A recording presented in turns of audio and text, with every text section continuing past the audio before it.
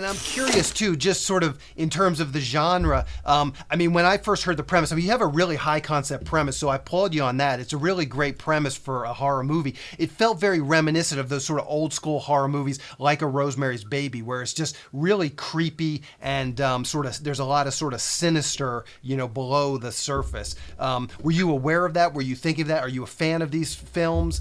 Maybe just talk us through that process a little bit of deciding on this idea and what influenced you. Yeah, I am a fan of Rosemary's Baby, so thanks for mentioning that one. I'm not a fan of a lot of people draw comparisons with certain movies that I'd rather not ever see again and not be compared to.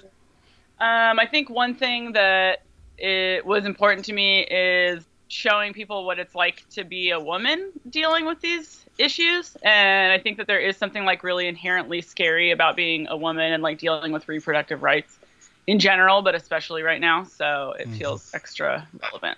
Yeah, perfect. So let's talk about your writing process. Just a couple quick questions. Where do you typically write? Do you have a home office? Do you go out to a Starbucks and you need that sort of ambiance of people around you?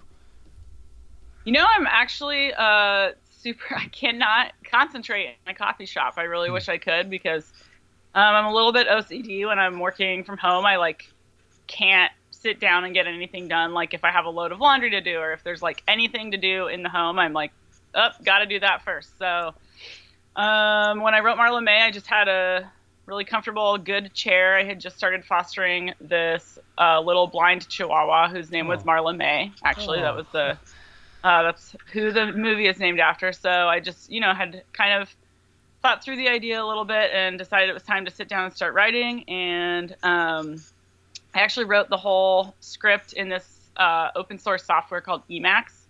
So it's a little bit, the format was a little bit off, but it was free. I hung out in my chair with my little writing snuggle buddy, and I didn't, that was my first time writing anything of that nature. So I didn't have a outline or I didn't really have a process. I was just kind of writing and deleting and adding more. And the first version of the script was 400 pages. Oh my God. So I got some really good feedback from some, film people and from random friends who are writers.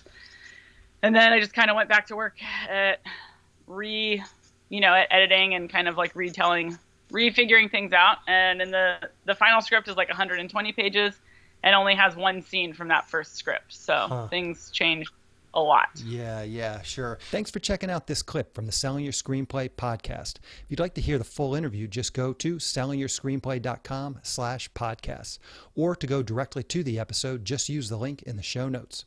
Thanks for watching.